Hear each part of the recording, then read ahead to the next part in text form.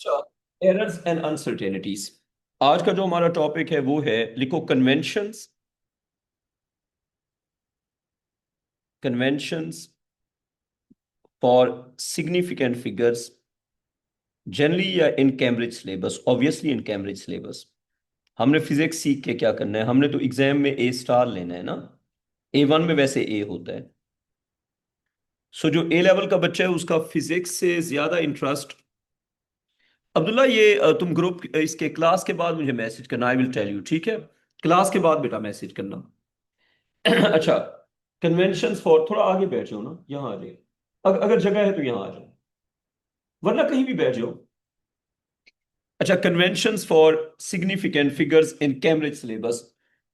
हमें इंडस्ट्री का फिजिक्स नहीं सीखना, हमें एग्जाम का सीखना है, जो ऑब्वियस सी बात है। पहला रूल, पहला रूल ये है कि ऑल नॉन जीरो डिजिट्स, ये हमने शायद आखिरी दिन पे लिखा था। all non-zero digits which are 1, 2, 3, everything up till 9 are always, बेटा मैंने भी बोला, ये हमने लिखा था आखिरी दिन पे। देख लो, फिर मैं तुम्हें याजूज माजूज ठीक कहता हूं ना। अच्छा, are always significant। वाह बेटा, वाह वाह वाह बेटा, इतना लेट हो फिर वहां पे खड़े होके गप लगा रहे हो। मैं तुम्हारी आवाज यहां बैठ के सुन रहा था। फजील, मेरी तारीफ कर रहे थे। अच्छा अच्छा, ठीक है बेटा, मेरा अभी इंटरेस्ट नहीं है। मैं लालच छोड़ चुका हूँ। नहीं, मैं लालच छोड़ चुका हूँ, मैं लालची टीचर नहीं रहा। मैंने ग्रीड छोड़ दी। All non zero digits are always significant. लिख दो बच्चों, नॉन जीरो डिजिट्स जो है वो सिग्निफिकेंट होंगे। नंबर 2 लिखो बेटा, 1, 2, 3, 4 हर वक्त सिग्निफिकेंट। डन। आगे चलते हैं। नंबर 2 लिखो, जीरोस मे और मे नॉट, जीरोस मे और may not be significant. Zeros significant हो भी सकते हैं और नहीं भी हो सकते। जीरो सिग्निफिकेंट हो भी सकते हैं और नहीं भी हो सकते। अच्छा, अब बात यह है कि कौन से जीरोस होते हैं सिग्निफिकेंट, कौन से इनसिग्निफिकेंट। पहला rule, zeros on the left, zeros on the left before first non zero digit,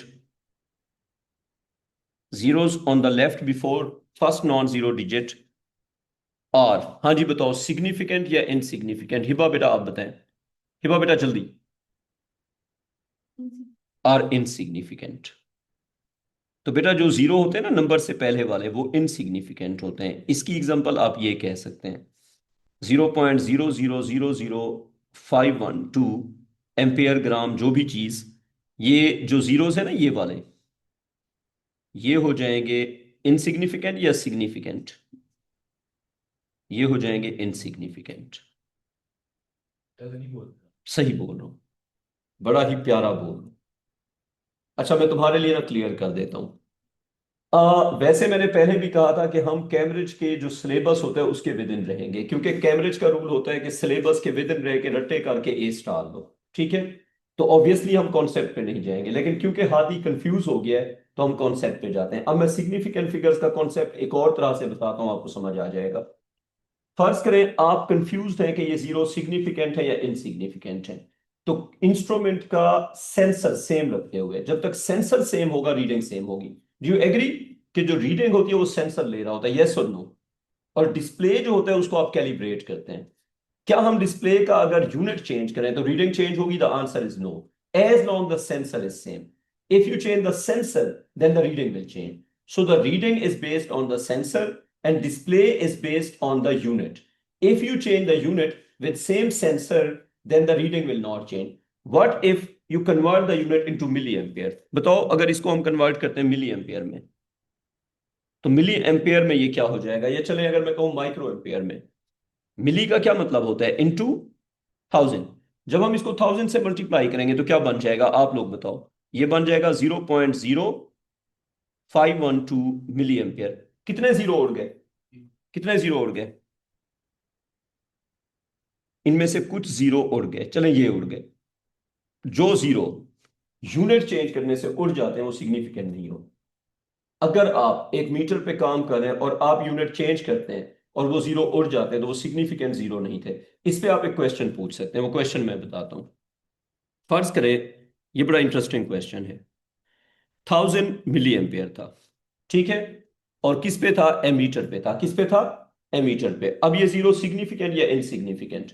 if the zeros are read by an instrument they are significant. बात समझ आ गई? अब आपने कहा जी हम इसका यूनिट चेंज कर देते हैं, सेम सेंसर, सेम सेंसर यानी कि वही वाला एमीटर, सिर्फ आपने यूनिट चेंज किया। अगर आप इसका यूनिट कर दें एम्पियर, लेकिन सेंसर वही रखा हुआ है, तो आपको 1 एम्पियर मिलेगा या 1.000 एम्पियर मिलेगा, सोच के बताओ। 000 एम्पियर मिलेगा। कुछ समझिए मैं क्या बात कह रहा हूं।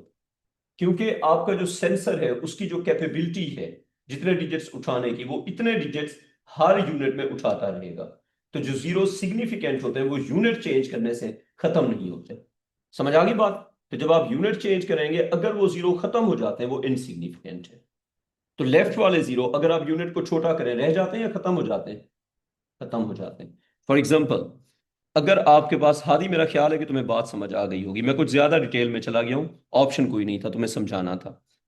0.020 एम्पेयर, अगर मैं इसका यूनिट कर दूं मिली एम्पेयर, क्या बन जाएगा बच्चों? मिली एम्पेयर में ये क्या हो जाएगा, मिली एम्पेयर में ये हो जाएगा इंटू 1000, और पता है क्या आ जाएगा, 20 मिली एम्पेयर। ये वाला जीरो, ये वाला जीरो उड़ गए। तो जो जीरो उड़ जाते हैं वो क्या होते हैं, इनसिग्निफिकेंट। मेरा ख्याल है कि बात समझ आ गई होगी। अच्छा, अब लेफ्ट वाले जीरो क्या हो गए, इनसिग्निफिकेंट। दूसरा रूल लिखो, जो जीरो सैंडविच किए होते हैं दो नंबर्स के इन बिटवीन, वो हर वक्त सिग्निफिकेंट होते हैं। Zeros in between. अच्छा, अब मैं एक सवाल पूछता हूं, जल्दी से बताना है। मैंने आपको बताया कि लेफ्ट वाले जीरो होते हैं इनसिग्निफिकेंट, आपको समझ आ गई। हादी ने क्वेश्चन पूछा, फिर मैं उसकी डिटेल में चला गया, उसको मैंने ओवर एक्सप्लेन कर दिया। तो आप कंफ्यूज तो नहीं हो गए? समझ आ रही है मैं क्या बात कह रहा हूं? जैसे मैंने स्ट्रेट वे बता दिया कि लेफ्ट वाले जीरो होते हैं इनसिग्निफिकेंट। बच्चे ने सवाल पूछा, अब एक ऑप्शन तो ये मैं उसे कहूं बस होते हैं, दूसरा ऑप्शन ये कि मैं उसको इन डेप्थ जाके समझाऊं कि क्यों होते हैं। तो क्यों में अगर आप कंफ्यूज हो रहे हैं तो मुझे बताया करो। अच्छा, जीरोस इन between two non zero digits, zeros इन between two non zero digits, ये जिन जीरोस की बात हो रही है वो रिप्रेजेंट करते हैं पहले। जैसे कि 5009 एम्पेयर, जैसे कि 5.001 एम्पेयर, जैसे कि 50.004 gram. So zeros which are in between two non zero digits, यानी कि ये वाले जीरोस, यानी कि ये वाले जीरोस, क्या ख्याल है, सिग्निफिकेंट या इनसिग्निफिकेंट? हाँ जी, ये जो जीरोस है ना, ये हमेशा सिग्निफिकेंट होते हैं, always significant. Significant, significant, significant. आगे चलते हैं। अच्छा, अब आ जाओ नेक्स्ट पे। अब सबसे कॉम्प्लिकेटेड पॉइंट, राइट वाले जीरोस का क्या होता है, उसके तीन चार रूल्स हैं, मैं बताता हूं। Zeros, zeros on the right hand side, zeros on the right hand side, यानी कि जो राइट वाले जीरोस आफ्टर द नंबर, उनको ट्रेलिंग जीरोस भी कहते हैं। तो zeros on the right hand side, जो राइट वाले जीरो हैं, उसके दो तीन रूल्स हैं। पहला रूल लिखो, इसके दो तीन रूल्स हैं। पहला रूल, इफ द नंबर या if the value, if the value has a decimal point, अगर कोई बंदा डेसिमल पॉइंट लगा देगा तो वो जीरो सिग्निफिकेंट हो जाएंगे।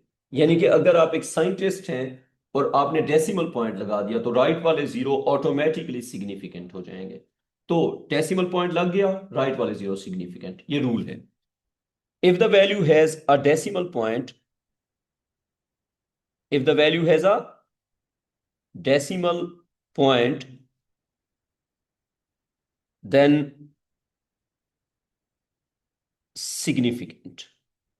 बात समझ आ गई? राइट वाले जो जीरोस हैं, अगर आपने वैल्यू में डेसिमल पॉइंट लगा दिया फिर वो क्या हो जाएंगे? सिग्निफिकेंट। मतलब इसका 1.000 एम्पेयर।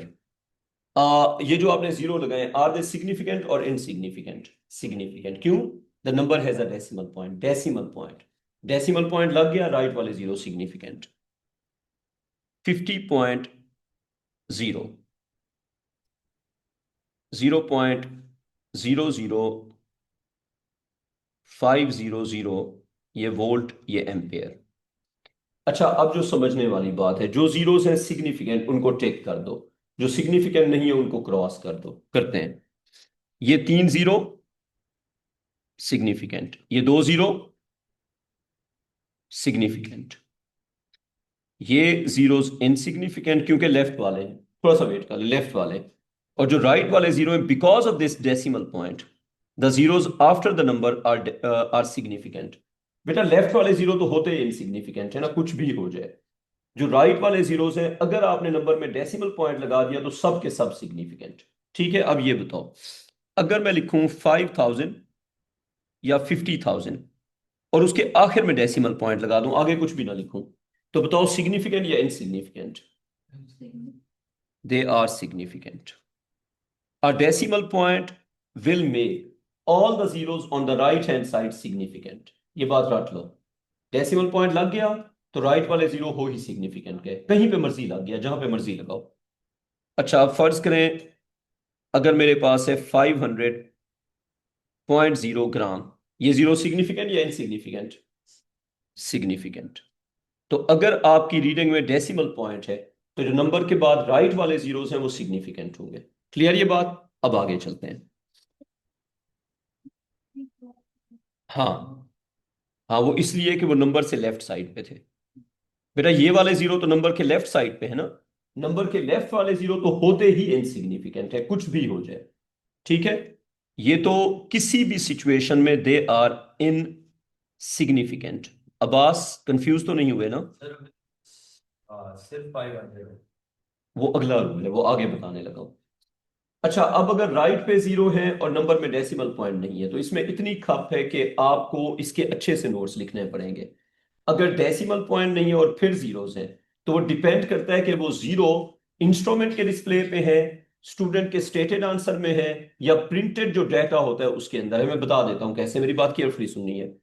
राइट वाले जो जीरोस हैं, या तो वो होंगे लैब वर्क के अंदर और आपके किसी मीटर के ऊपर होंगे, या तो जो आपने आंसर लिखा है उसके अंदर होंगे, या तो जो एग्जामिनर ने आपको डाटा वैल्यू दी है उसके अंदर होंगे। सबके लिए डिफरेंट रूल है, सबके लिए डिफरेंट रूल है। वो रूल्स हम लिखते हैं। ठीक, कॉपी हो गया यहां तक?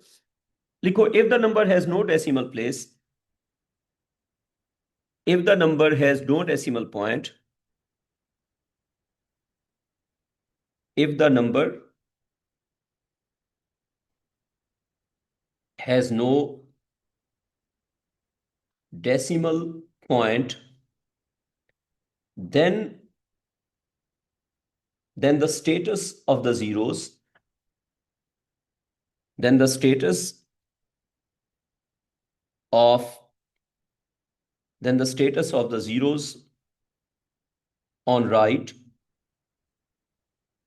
depends on situation. Then the status of zeros on the right depends on the situation. First situation, situation 1. If it is reading on the display of an instrument, और ये कहां पे होगा बेटा? आपके लैब वर्क के अंदर। अगर आपके राइट साइड पे जीरोस हैं और ये मीटर के डिस्प्ले के ऊपर हैं, मतलब ये है कि आप जो है, आपके पास ये है एक एमीटर, वोल्ट मीटर या कोई भी मीटर है और उसके डिस्प्ले पे वो जीरो आ रहे हैं। ये आपने नोटबुक में नहीं लिखे हुए, कहाँ पे आ रहे हैं? ये आ रहे हैं डिस्प्ले के ऊपर। और आपका वैल्यू आ रहा है 1000 milliampere. If the zeros are read by the instrument, they are significant. So, if these zeros are on the display of an instrument, then they are significant. ये रूल हजम कर लो, फिर आगे चलते हैं। समझ आ गया? अगर नंबर में डेसिमल पॉइंट नहीं है और आप किसी वोल्ट मीटर का, एमीटर का या बैलेंस का डिस्प्ले देख रहे हैं, तो जो राइट वाले जीरोस होंगे वो तब भी सिग्निफिकेंट होंगे। डन? लिख लो। सिचुएशन नंबर 1 हो गई। अब लिखो सिचुएशन नंबर 2। सिचुएशन नंबर 2, अगर ये जीरोस एग्जामिनर के गिवन डेटा में होते हैं, जैसे आप थ्योरी का पेपर कर रहे हैं और उसके अंदर एग्जामिनर कहते हैं, examiner examiner gives a current of 8000 ampere. अब जो एग्जामिनर आपको करंट बता रहा है वो उसका सोर्स नहीं बता रहा। एग्जामिनर ने कहा current was 8000 ampere, voltage was 5.0 volt. ये तो नहीं बता रहा ना कि रीड कहां से किया था। समझ आ गई बात? तो एग्जामिनर ने आपको करंट बता दिया 8000 एम्पेयर। अब इसमें फिर आपका रूल क्या होगा? It can have it can have 1, 2, आसान जबान में इसके जीरो सिग्निफिकेंट हो भी सकते हैं और नहीं भी हो सकते। तो इसमें सिग्निफिकेंट फिगर रेंज में चले जाएंगे। It can have a number of significant figures from 1 to 4। अगर एग्जामिनर ने वैल्यू दी हुई है तो फिर कितने हो सकते हैं? फिर ये जीरो सिग्निफिकेंट हो भी सकते हैं और नहीं भी हो सकते। फिर आप इसके सिग्निफिकेंट फिगर नहीं बता सकते। इन दैट केस आप रेंज पे फोकस करेंगे। अगर सारे जीरो सिग्निफिकेंट तो कितने हो गए? 4। और अगर सारे जीरो इनसिग्निफिकेंट तो कितने हो गए? 1। तो इसमें फिर इट कैन हैव 1, 2, 3 और 4 सिग्निफिकेंट फिगर्स। मैं ये रूल दोबारा रिपीट कर देता हूं। 8000 एम्पेयर अगर तो आप देखेंगे एक मीटर के डिस्प्ले के ऊपर, तो उसके जीरो सिग्निफिकेंट होंगे। अगर एग्जामिनर गिवन डेटा में कहता है 8000 एम्पेयर, तो उसके सिग्निफिकेंट फिगर्स जो हैं वो 1 भी हो सकते हैं, 2 भी हो सकते हैं, 3 भी हो सकते हैं, 4 भी हो सकते हैं। You are confuse about that, आप डिसाइड नहीं कर सकते। बात क्लियर? अब दोबारा एक बार देख लो। मीटर के ऊपर होंगे तो सब सिग्निफिकेंट, एग्जामिनर के डेटा में होंगे तो सिग्निफिकेंट हो भी सकते हैं और नहीं भी हो सकते। क्लियर ये बात? सिचुएशन 3। सिचुएशन 3, अब आप 3 सिचुएशन देख लें। आपके पास जो डेटा होता है ना वो 3 जगह पे होता है। लैब वर्क के अंदर, एग्जामिनर का गिवन डेटा या स्टूडेंट का आंसर। 3 चीजें क्या हो सकती हैं आप मुझे बताएं जरा। लैब वर्क पे कौन सी अप्लाई होगी? सिचुएशन 1, सिचुएशन 2 या सिचुएशन 3? सिचुएशन 1। एग्जामिनर डेटा पे कौन सा अप्लाई होगा? सिचुएशन 2। और सिचुएशन 3 है जो आप आंसर लिखेंगे। Situation 3, in the answers in the answers stated by a student। अब मैं आपको एक बात बताता हूं जो आप समझ लो। आप जो आंसर स्टेट करेंगे उसके पीछे कैलकुलेशन या वर्किंग होगी या नहीं होगा? आप जो आंसर स्टेट करें, देखें एग्जामिनर जो आपको बता रहा है ना 8000, उसका कोई बैकग्राउंड तो नहीं है ना। जो आप आंसर स्टेट करें उसका बैकग्राउंड है या नहीं है? तो आप कंफ्यूज हैं, एग्जामिनर कंफ्यूज नहीं है। एग्जामिनर जो है वो कन्वेंशंस को फॉलो करेगा। बाय कन्वेंशन जो राइट वाले जीरो होते हैं विदाउट डेसिमल पॉइंट वो इनसिग्निफिकेंट होते हैं। मैथ्स में आपने ये पढ़ा होगा। जो मैथमेटिकल रूल होता है वो फिजिक्स पे अप्लाई नहीं होता।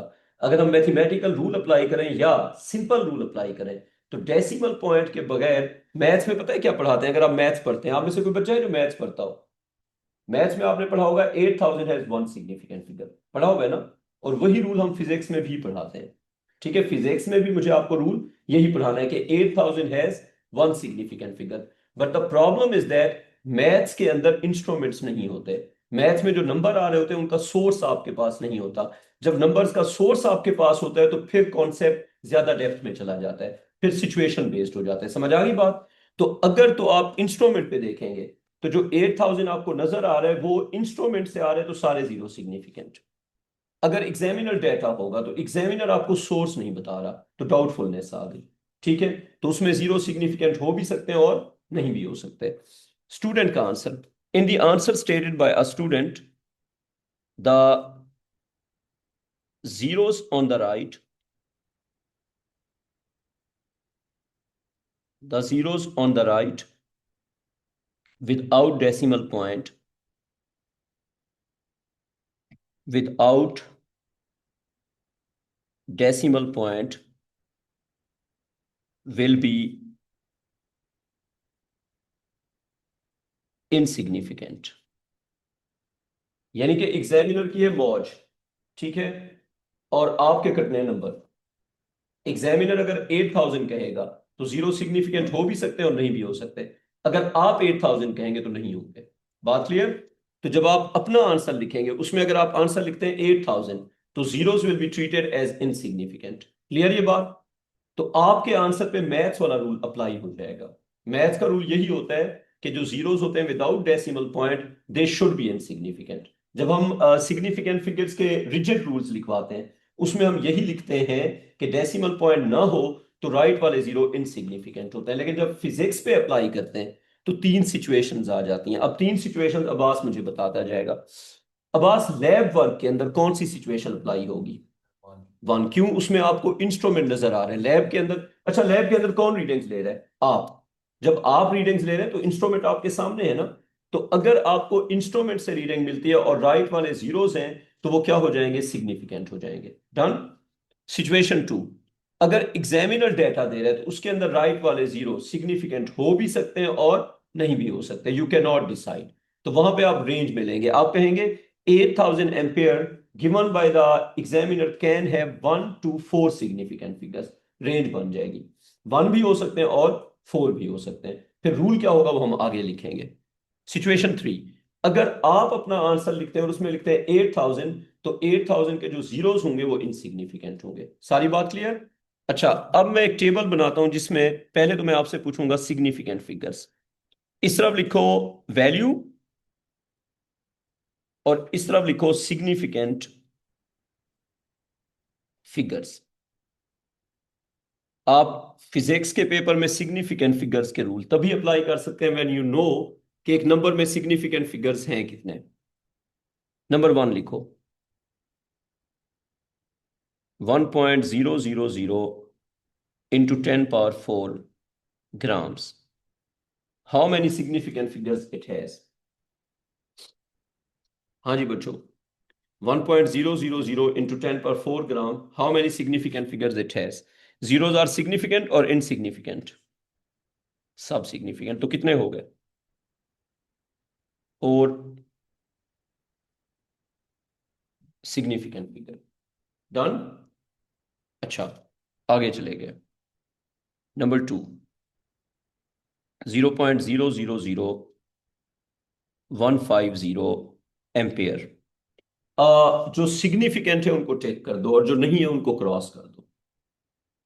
जो सिग्निफिकेंट है उनको टेक कर दो, जो नहीं है उनको क्रॉस कर दो।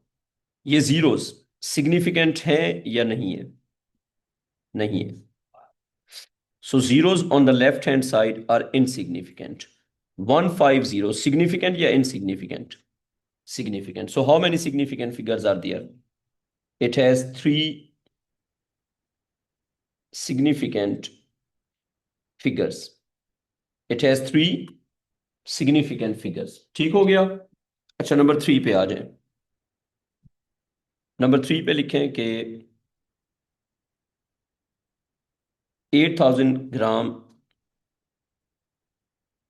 Given by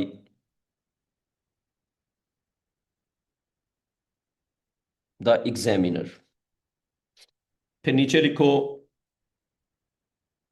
number four, 8000 gram stated as answer by the student. फिर लिखो number 5, 8.000 into 10 power 3 stated by student. Student answer में स्टेट कर रहे हैं, ठीक है। Number 6, 8.00 into 10 power 5 stated by the student. इनके लिख लें, फिर आगे चलते हैं। 8,000 gram given by the examiner, क्या रूल होगा? जीरो सिग्निफिकेंट हो भी सकते हैं और नहीं भी हो सकते, तो क्या रूल चलेगा?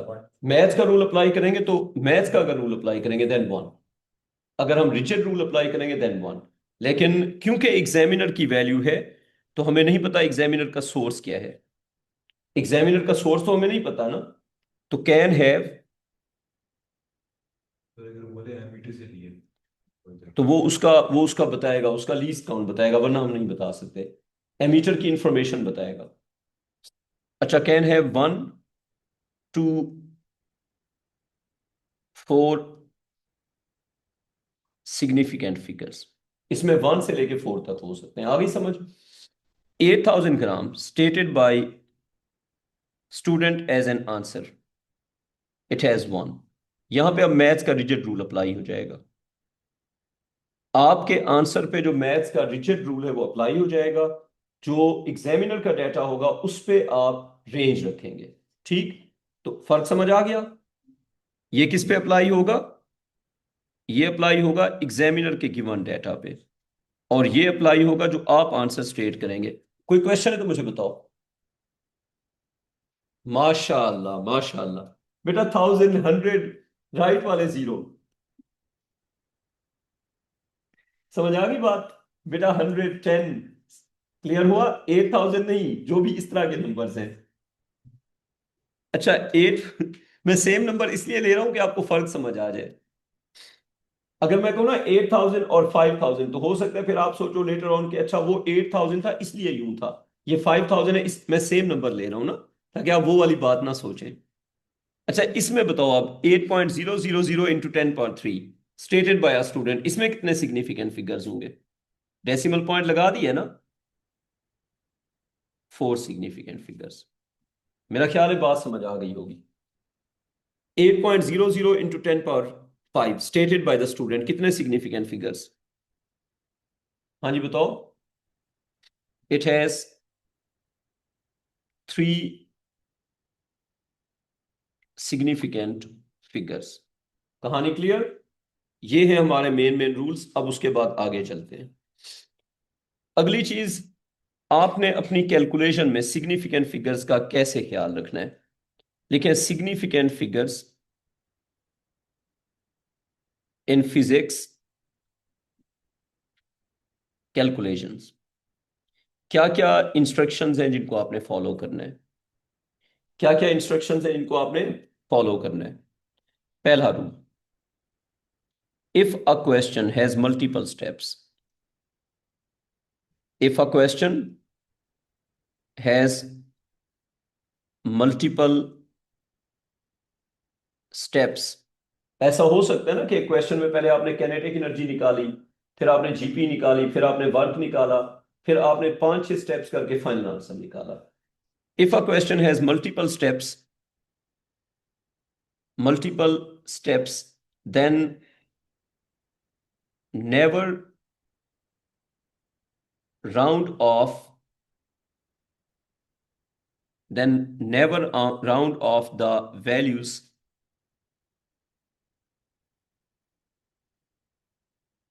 achieved in intermediate calculations। बीच वाली कैलकुलेशंस के जो आंसर्स हैं उनको आपने राउंड ऑफ नहीं करना, यानी कि जो बीच वाले स्टेप्स आप कर रहे हैं उनके आंसर्स को आपने बिल्कुल राउंड ऑफ नहीं करना। कैलकुलेटर के जितने डिजिट्स हैं सब लिखो, ठीक। अगला step, only round off only round off the final stated answer, only round off the final stated answer, जो आंसर आप स्टेट करने लगे फाइनल आंसर, सिर्फ उसको राउंड ऑफ करो। Only round off the final stated answer. और round off कैसे करो, आपको क्या पता कितने में करना है? According to according to the least significant, according to the least significant data value used in the calculation। वो तो वन भी हो सकती है, तो लिखेंगे ना। अकॉर्डिंग टू का है, एग्जैक्टली नहीं कहा। अकॉर्डिंग टू का मतलब है उसको फॉलो करो, ये नहीं कहा कि एग्जैक्टली उसके बराबर हो। अच्छा, only round off the final stated answer according to the least significant data value used in the calculations. ठीक, उसके बाद एक बात ये भी देख लो कि the significant figures in the answer, the significant figures in the final stated answer, in the final stated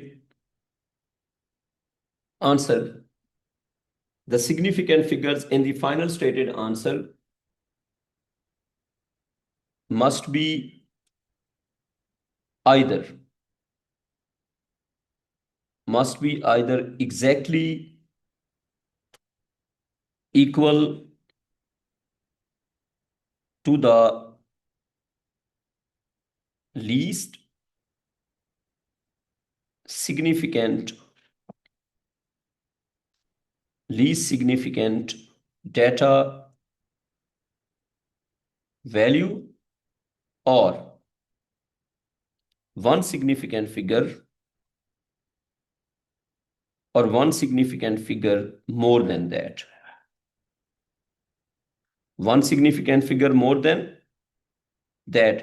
तो जो गिवन वैल्यूज हैं उनके सिग्निफिकेंट फिगर आप ऑब्जर्व करो, और आंसर के जो सिग्निफिकेंट फिगर्स हैं वो लीस्ट पे डिपेंड करेंगे। जैसे अगर मैं यूं कहूं, फर्ज करें आपने एक्स, वाई और जी से करनी थी एक कैलकुलेशन। कैलकुलेशन का आंसर होना था ए, और वो इक्वल होना था एक्स इंटू वाई ओवर जी के। फर्ज करें एक्स में आपके पास है वन सिग्निफिकेंट फिगर, वाई में आपके पास हैं थ्री सिग्निफिकेंट फिगर्स, जी में आपके पास हैं फाइव सिग्निफिकेंट फिगर्स। अब मेरा आपसे क्वेश्चन, ए के सिग्निफिकेंट फिगर एक्स डिसाइड करेगा, वाई डिसाइड करेगा, जी डिसाइड करेगा? The least which one is that? X. X में कितने सिग्निफिकेंट फिगर्स हैं? एक्स में है वन सिग्निफिकेंट फिगर, तो ए में कितने होंगे फिर? ए में फिर उस हिसाब से होंगे, ए में होंगे हमारे पास टू सिग्निफिकेंट फिगर्स। अच्छा, अब एक चीज नोट कर लो, ये नोट लिख लो। If a data value if a data value has one significant figure, one से कम तो नहीं हो सकते ना? क्या ख्याल है? वन तो मिनिमम है ना? If a data value has one significant figure, then state two significant figures. One more allowed होता है ना? तो अगर किसी डेटा वैल्यू में वन सिग्निफिकेंट फिगर है, तो आपका जो आंसर होगा उसको आप स्टेट करेंगे, if a data value has one significant figure then state two significant figures in the answer. और एक चीज और लिख लो, नेवर स्टेट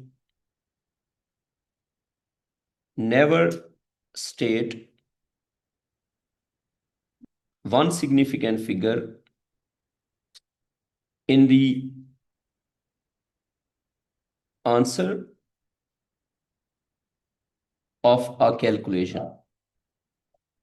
अगर आपने कोई कैलकुलेशन की है तो उसके आंसर में कभी भी आपने वन सिग्निफिकेंट फिगर स्टेट नहीं करना। ठीक, कम से कम तो आपका कोई भी आंसर टू सिग्निफिकेंट फिगर से लेस में नहीं होना चाहिए।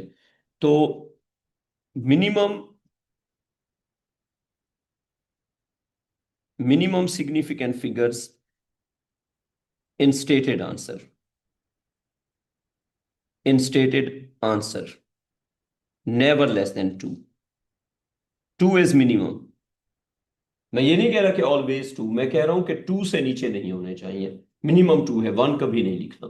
कॉपी हो गया? अच्छा, फर्ज करें जी एक्स वाई और जी में सिग्निफिकेंट फिगर्स थे। एक्स में थे 5, वाई में थे 8 और जी में थे 2। तो बताएं जी आंसर में कितने होने चाहिए जल्दी से। आंसर में होने चाहिए, नहीं बेटा 3 नहीं, 2 या 3। कितने होने चाहिए? अच्छा लिखेंगे 3, लेकिन रूल जब बताएंगे, रूल में तो दोनों बताएंगे ना। रूल में जो भी वो अलाउ कर रहे हैं वो सारे बताएंगे या हम अपनी तरफ से एक बताएंगे? फर्स्ट करें 2 भी करेक्ट है और 3 भी करेक्ट है, तो हम 2 और 3 दोनों बताएंगे या सिर्फ 3 बताएंगे? आंसर में हम 3 लिखेंगे, लेकिन बताएंगे दोनों। तो हम कहेंगे answer can have, answer can have 2 significant figures और 3 सिग्निफिकेंट फिगर्स। और हम मैक्सिमम पे जाया करेंगे, हम हमेशा वन मोर लिखा करेंगे। डन? तो अगर 2 है तो हम 3 लिखेंगे। क्लियर हो गया यहां तक? अच्छा, अब दूसरा एक रूल लिखो। लिखो try to minimize, try to minimize steps in your calculation, steps in your numerical calculations। इसका मैं आपको बताता हूं बेसिकली मैं कहना क्या चाह रहा हूं। न्यूमेरिकल कैलकुलेशंस, मैं बताता हूं क्या बात है। फर्ज करें आपके पास एक फॉर्मूला था ऐसे randomly, density area into speed का क्यूब। आपके पास क्या फॉर्मूला था? डेंसिटी एरिया स्पीड का क्यूब। एक बच्चे ने पहले कैलकुलेट किया डेंसिटी, उसने डेंसिटी न्यूमेरिकली कैलकुलेट की। थोड़ा तेज लिखना है। Calculated rho as M over V. Calculated, तेज लिखना है, area as pi R square. Calculated speed as distance over time. Then he applied the formula F is equal to rho into A into speed का square. दूसरा बच्चा था जिसने ये किया, उसने लिखा F is equal to density into area into speed का क्यूब। यहां पे क्यूब था। फॉर्मूला शामूला छोड़ो, बस वर्किंग देखनी है कि एक बच्चे ने ये वर्किंग की, दूसरे बच्चे ने, उसने ये किया। उसने डेंसिटी की जगह फार्मूला में ही लिख दिया एम ओवर वी, एरिया की जगह फार्मूले में ही लिख दिया पाई आर स्क्वायर, स्पीड की जगह डी ओवर टी या जो भी फार्मूला था पुट किया। He calculated he calculated F. What do you think, ये बच्चा जब एफ कैलकुलेट करेगा he is using examiner data और he is using calculated values? अब ये देखें, जो लेफ्ट वाला बच्चा है कैलकुलेटेड कैलकुलेटेड कैलकुलेटेड, जब वो फाइनल फार्मूला में सब्सटीट्यूट करेगा वो उसकी कैलकुलेटेड वैल्यूज होंगी या एग्जामिनर डेटा होगा? Calculated values. राइट वाला बच्चा, राइट वाला बच्चा जब एम पुट करेगा, वी पुट करेगा, सब कुछ पुट करेगा, एग्जामिनर वैल्यूज या कैलकुलेटेड डेटा? Examiner values. तो किसका मेथड बेहतर है, लेफ्ट लेफ्ट वाले का या राइट वाले का? राइट वाला मेथड इज बेटर। बात समझ आ गई? तो इंडिविजुअल वैल्यूज को अलग अलग कैलकुलेट करना राउंडिंग ऑफ को बढ़ा देगा। जब आप राउंडिंग ऑफ करेंगे, आप ये सोचें, अगर आप 10 स्टेप्स में कैलकुलेशन करेंगे तो you are rounding off 10 times. आप वैल्यूज को 10 बार राउंड ऑफ कर रहे हैं। हर बार जब आप वैल्यू को राउंड ऑफ करेंगे इन एक्यूरेसी आती जाएगी। जितना आपकी कैलकुलेशन लंबी होगी, ज्यादा स्टेप्स होंगे, उतना स्टेप्स ज्यादा होने से एक्यूरेसी रिड्यूस हो जाती है। स्टेप्स मिनिमाइज होने से आप एग्जामिनर डेटा यूज करते हैं, जितना आप सोर्स डेटा यूज करेंगे उतना आपका आंसर ज्यादा एक्यूरेट होगा। डन? तो मिनिमम स्टेप्स। तो आपने ये वाला मेथड करना है। आई थिंक टाइम हो गया। बात समझ आ गई ये वाली हिबा बेटा? लेफ्ट वाले में क्या मसला है, आपने इतनी बार जब कैलकुलेशन की, एक तो हो सकता है आप कोई चीज गलत कैलकुलेट कर लें, ठीक है, तो आप तीन चीजें जो पुट करें वो आपकी कैलकुलेटेड वैल्यूज हैं। दूसरा, जब आप हर बार कैलकुलेट करेंगे राउंडिंग ऑफ होगी या नहीं होगी, तो जब राउंडिंग ऑफ होगी तो इन एक्यूरेसी ऐड होगी, तो आपका आंसर इन एक्यूरेट होता जाएगा। राइट वाले मेथड में आपने जो एग्जामिनर डाटा है वो डायरेक्टली पुट किया, ठीक है, तो हमेशा राइट वाला मेथड। अल्लाह हाफिज। कैसे हो दुला? बड़ी खुशी हुई आप सब, खुशी हो। अ, अगर नंबर ऐड करवाने तो अली भाई से करवा लें, वो अली भाई बैठे। जी जी लाजमी। हम डेली का रिकॉर्ड कर रहे हैं और अभी अपलोड भी कर चुके हैं। आप ग्रुप में ऐड हो जाए, मैं सारी इंफॉर्मेशन डिटेल में आपको लिख के दे दूँ, ठीक है, लेकिन ग्रुप में ऐड हो जाए।